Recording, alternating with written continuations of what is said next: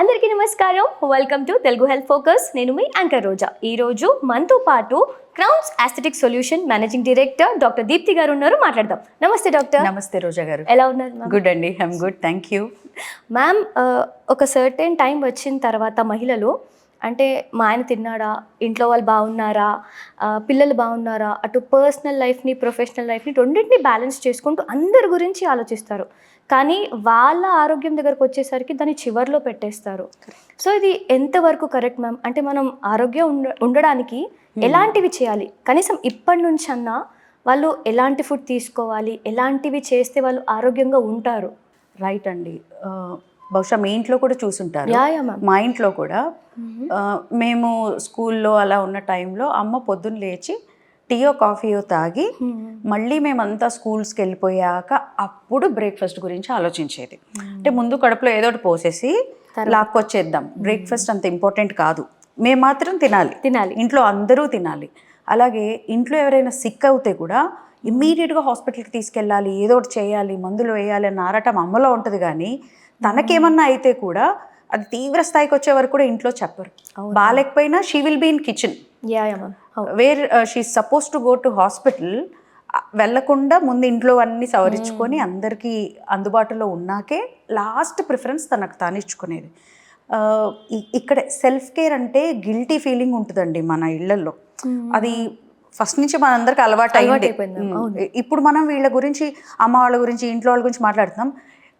మీ ఏజ్కి కూడా పెళ్లి కాని పిల్లలు కూడా ఒక ఫ్యామిలీని ముందు పెట్టే ఆలోచిస్తారు. ఫస్ట్ నాన్న, తమ్ముడు, అన్న, అక్క, చెల్లి, ఇలా ఎవరికి వాళ్ళు ఆలోచిస్తూ ఉంటారు. సో సెల్ఫ్ కేర్ అనేది గిల్ట్గా ఫీల్ అవుతుంటారు, సెల్ఫిష్ అని ఫీల్ అవుతుంటారు. అలా ఉండడం నథింగ్ రాంగ్. మన గురించి మనం శ్రద్ధ తీసుకుంటేనే, మనల్ని మనం ప్రేమించుకోగలిగితేనే ఇంకొకళ్ళని ఇంకా బాగా చూసుకోగలం. అంతే. మన మీద మనకే శ్రద్ధ లేనప్పుడు వేరే వాళ్ళని చూసుకోవడంలో ఎక్కడో అంత 100% ఇవ్వలేము. అయితే ఈ అవతలోళ్ళని పట్టించుకునే దాంట్లో మన మీద మనం సెల్ఫ్ కేర్ తక్కువ తీసుకుంటున్నాం అనడానికి ఒక ఎగ్జాంపుల్ అండి. జనరల్గా 30s దాటినాక నన్ను అడిగితే అందరూ, బట్ ఇప్పుడు వాళ్ళు కొంచెం మోటివేటెడ్గా ఫీల్ అయ్యి జిమ్కి వెళ్ళాలని, ఎక్సర్సైజ్ చేయాలి, హెల్తీగా ఉండాలి ఫ్యామిలీ కోసం అని పాటు పడుతున్నారు. ఎగ్జాంపుల్ ఏంటంటే జిమ్కి వెళ్ళి చూడండి, 20 మంది అబ్బాయిలు ఉంటే 3 అమ్మాయిలు కనబడుతున్నారు. సరే, ఒక 8-9 మాత్రమే కనబడతారు మ్యాక్సిమం చూస్తే అమ్మాయిలు. ద రేషియో ఇట్ సెల్ఫ్ ఈ స్పీకింగ్. కేర్ ఇంట్లో వాళ్ళు లేదా ఫీమేల్స్ ఎంత తీసుకోవట్లేదో దట్ రేషియో ఇట్ సెల్ఫ్ ఒక ఎగ్జాంపుల్. సో సెల్ఫ్ కేర్లో నిద్ర దగ్గర నుంచి మొదలు పెడదాం మనం. నిద్ర విషయానికి వస్తే అందరికంటే లాస్ట్గా పడుకునేది ఆడవాళ్ళు. ఇంట్లో కిచెన్ అంతా సదురుకోవాలి. అది వర్కింగ్ కానివ్వండి, హోమ్ మేకర్స్ కానివ్వండి, అందరూ తిన్నాక మొత్తం సెట్ చేసుకొని ఆ తర్వాతే వాళ్ళ ప్రయారిటీ. అప్పటికి నీరసము, ఆయాసం వచ్చేసి సెల్ఫ్ కేర్, స్కిన్ కేర్ ఏం పట్టించుకోరు. సో నేనేం చెప్తానంటే, రోజులో గంటన్నర మనకై ఉండాలి. అది మన టైమే అయి ఉండాలి. ఆడవాళ్ళు అంత బాగా వాళ్ళ గురించి వాళ్ళు కేర్ తీసుకున్నప్పుడు హెల్త్ వైజ్ కానివ్వండి, స్కిన్ అండ్ హెయిర్ ఇష్యూస్ కూడా ఫ్యూచర్లో మనకి అంత అంటే ఇన్వెస్ట్ చేయాల్సినంత అవసరం రాకపోవచ్చు.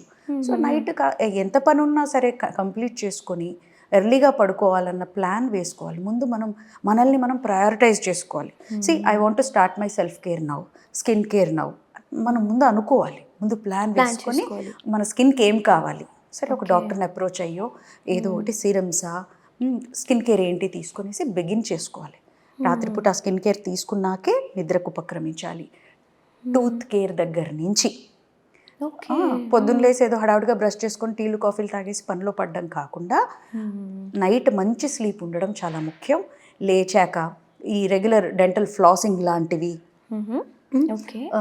అంటే అదొక పనిలాగా చేసేయడం కాకుండా కేర్ లాగా తీసుకున్నప్పుడు అట్లీస్ట్ 6 monthsకి ఒకసారి డాక్టర్స్ని విజిట్ అవ్వడం. అది పన్ను కోసం కానివ్వండి, ఎముక కోసం కానివ్వండి, హెయిర్ కోసం కానివ్వండి, స్కిన్ కోసం కానివ్వండి.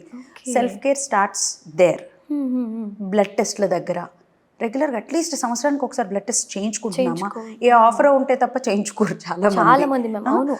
అదే హోమ్ మేకర్స్ అనుకోండి, ఆఫీస్ వాళ్ళ త్రూ, వాళ్ళ హస్బెండ్ త్రూ, ఎవరి త్రూ, ఆఫీస్ వాళ్ళ త్రూ ఇన్సూరెన్స్ కవర్ అవుతుందంటే తప్ప నేను చేసుకోవాలి, నా హెల్త్ ఎలా ఉంది చూసుకోవాలి అన్న ఆ పర్స్పెక్టివ్తో అయితే వాళ్ళుగా వెళ్ళరు. So regular body checkups, blood checkups, dental appointments, ఇవన్నీ చాలా దూరం.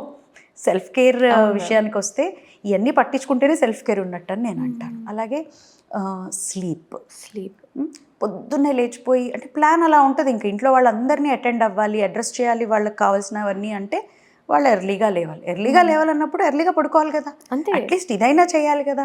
ఇది లేక అది లేక హెల్త్ లోపల వెంటనే సిగ్నల్స్ ఇవ్వదండి. ఏ హెయిర్ ఫాల్ లాగానో సిగ్నల్స్ ఇస్తూ ఉంటుంది. హెయిర్ ఫాల్ అవుతుందని ఏ సీరము మనం జనరల్గా రీల్స్లోనో షార్ట్స్లోనో చూసే సీరమ్స్ పెట్టేసి లాగిచ్చేస్తూ ఉంటారు. మహా అయితే డి వైటమిన్ సప్లిమెంట్స్ ఈ మధ్య వాడుతున్నారు అంతే. కాల్షియం అండ్ డి వైటమిన్ వాడకం కొంచెం బెటర్ అయింది, పెరిగింది. కానీ ఆ రెండు వేస్తే బాడీ అంతా టేకెన్ కేర్ కాదు కదా. సో మనకేం కావాలనేది కూడా చూసుకోవాలి. అలాగే డైట్ విషయానికి వస్తే అరాకొరా మిగిలినవి తినేసి కూర్చోవడం కాకుండా, లైక్ ఇంత వండేసామే వీళ్ళెవరు తినలేదే అని తినేవాళ్ళు కూడా ఉంటారు, అయిపోతుందని. అలా కాకుండా నేను తినే ఆహారంలో ఈ రోజుకి సరిపడా ప్రోటీన్ ఉందా, ప్రోటీన్ గురించి అసలు పట్టించుకోవడమే లేదండి ఈ మధ్య అయితే. చాలా మంది అసలు ఇందులో ప్రోటీన్ ఉంటది అన్నట్టు కాదు, ఏదో వెజిటబుల్ చేసేసినామా తినేసినామా అన్నట్టు అంతే.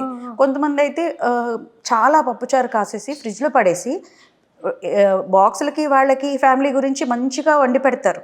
వీళ్ళు వచ్చేసి ఆఖరిగా ఫ్రిడ్జ్ లో ఉన్నవేవో ముందు అవి అవి మొత్తం అయిపోగొట్టాలి కదా అన్నట్టుగా తింటూ ఉంటారు. దీనివల్ల ఒబిసిటీ పెరిగిపోవడము, హార్మోనల్ ఇష్యూస్ రావడము, థైరాయిడ్ ఇష్యూస్ రావడము ఆ ఫుడ్ వల్ల. మిగిలిపోయినవి ఫ్రోజన్వి ఇలాంటివి తీసుకోవడం వల్ల అన్ని రకాలుగా నష్టపోతారండి.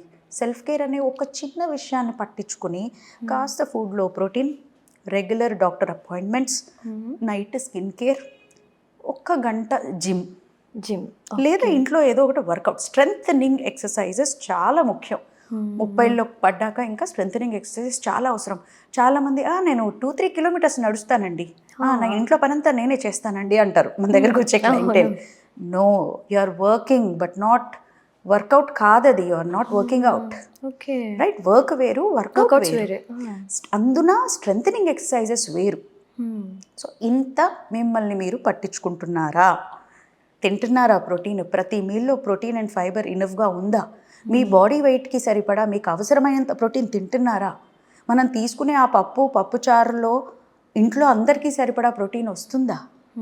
ఇంత ఉందండి.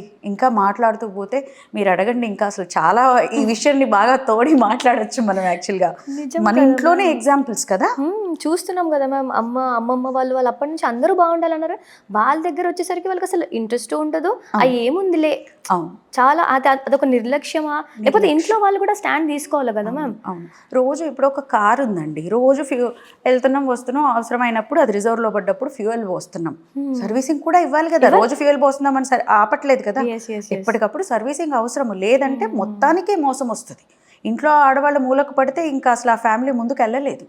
సో హోమ్ మేకర్స్ అని కాదు, ఇంట్లో ఆడవాళ్ళు, వర్కింగ్ విమెన్ అయినా సరే, ఫస్ట్ వాళ్ళని వాళ్ళు ముందు పెట్టుకొని ఆలోచించాలి. ఫస్ట్ వాళ్ళని వాళ్ళు బాగా పట్టించుకోవాలి. చెప్తే నవ్వుతారేమో, నా కిడ్ చిన్నగా ఉన్నప్పుడు అండి, అంటే నాకు తెలియకుండానే చేసేదాన్ని. వేరే తల్లుల్ని చూసేదాన్ని విసుక్కుంటూ, పిల్లలకి తినిపించుకుంటూ, వాడు ఎంట పరిగెత్తుకుంటూ, వాడు తినడు, వీళ్ళకు విసుగొచ్చేస్తుంది, ఫ్రస్ట్రేషన్, ఎప్పుడూ తలబాదుకుంటూ ఉంటారు వీడితో కష్టము. They are not happy actually. But నేను నాకు తెలియకుండానే చేసేదాన్ని ఏంటంటే, ముందు త్వరగా ఎంత వీలైతే అంత తొందరగా 2 ముద్దలు తిన్నాకే నా అబ్బాయికి నేను అన్నం పెట్టుకునేదాన్ని. ఓపిక కూడా ఉంటుంది, ఓపిక రావాలి, వాళ్ళతో వేగే అంత ఎనర్జీ కావాలి. నాట్ ఈజీ మదర్స్కి, అంటే యంగ్ మదర్స్కి. సో ఇట్లాంటివి చేసేటప్పుడు సెల్ఫిష్గా ఫీల్ అవ్వద్దు. పెద్దవాళ్ళు అంటారేమో, ఏంటి ఎవరు తినకుండా నువ్వు ముందే పెట్టేసుకొని తింటున్నావు అని అంటారేమో. స్టిల్ ఇదంతా వాళ్ళ కోసమే అనేది కూడా మనం అర్థం చేసుకొని వాళ్ళకి అర్థం చేయించగలగాలి. ప్రొడక్టివ్నెస్ పెరుగుతుంది కదా, ఇంకా బెటర్గా మనం ఇంట్లో వాళ్ళకి ఇవ్వగలం కదా మన సర్వీస్ని. సో బండికి ఏ రకంగా సర్వీసింగ్ అవసరమో ఎప్పటికప్పుడు, ఎప్పటికో మూలకు పడ్డాక పెద్ద జ్వరం వచ్చి బ్లడ్ రిపోర్ట్ చూసి ఇంత ఐరన్ తక్కువ ఉందా అని అనుకునే బదులు ఎప్పటికప్పుడు చూసుకుంటూ మనల్ని మనం కేర్ తీసుకుంటూ ఆకుకూరలు, ప్రోటీన్, ఫైబరు, అన్ని రకాల గుడ్ ఫ్యాట్స్, నట్స్, సీడ్స్ లాంటివి అన్నీ అందుబాటులో ఉంచుకొని తిని జిమ్కి వెళ్ళి రోజు ఒక గంటన్నర వాళ్ళకి ఇష్టమైనవి చేస్తూ ఉంటే ఇల్లాలు హ్యాపీగా ఉంటుందండి. ఇల్లాలు హ్యాపీగా ఉంటే ఆ ఫ్యామిలీకి ఎంతైనా ఇంకా రిటర్న్లో చేయగలరు. సో చేస్తున్నారు, బండి నడిపిస్తున్నారంటే చేస్తారు, ప్రేమ కొద్దీ పడి చేస్తారు. వాళ్ళు ఏదో బాగున్నట్టు కాదు, వాళ్ళకే అవసరం లేనట్టు కాదు. సో మేబీ ఇంట్లో ఉన్న ఆడవాళ్ళకి men can gift their time. True. Time, ఈరోజు వంట చేయకు, యు రిలాక్స్, మీ టైం అనేది ఇవ్వాలి. చాలామంది సెలవు అనగానే సండే వస్తే కూడా ఆడవాళ్ళు వంట చేస్తారు. అసలు వాళ్ళకి హాలిడేనే ఉండదు. ఏదొచ్చినా, చుట్టాలు వచ్చినా, అంటే ఇంట్లో వేరే వాళ్ళు ఎంజాయ్ చేయాలంటే ఒకళ్ళు సఫర్ అవ్వాల్సిందే. ఆ కాన్సెప్ట్ నుంచి దూరంగా రావాలి కాస్త. Maybe we can gift them good skin care, ఒక హెయిర్ కన్సల్టేషన్కి తీసుకురావచ్చు. ఎన్నో చేయొచ్చు, చెయ్యాలి అంటే బ్లడ్ టెస్ట్ చేయించవచ్చు, వాళ్ళ హెల్త్ ఎలా ఉంది, మేబీ డెంటల్ అపాయింట్మెంట్. చిన్న సమస్యలుగా ఉన్నప్పుడు మనం కనిపెట్టినప్పుడు అవి పెద్దవయ్యి ఇబ్బంది పెట్టు. సో హ్యాపీ విమెన్ ఇంట్లో ఉన్నారు, అది చిన్న పిల్లలే కావచ్చు, పెద్ద ఆడవాళ్ళే కావచ్చు. ఆడవాళ్ళు హ్యాపీగా ఉంటే ఫ్యామిలీస్ చాలా బాగుంటుంది, ప్రశాంతంగా హ్యాపీగా ఉంటాయండి. సో ఇలాంటి మంచి టిప్స్ చెప్పారు ma'am. Thank you so much గారు.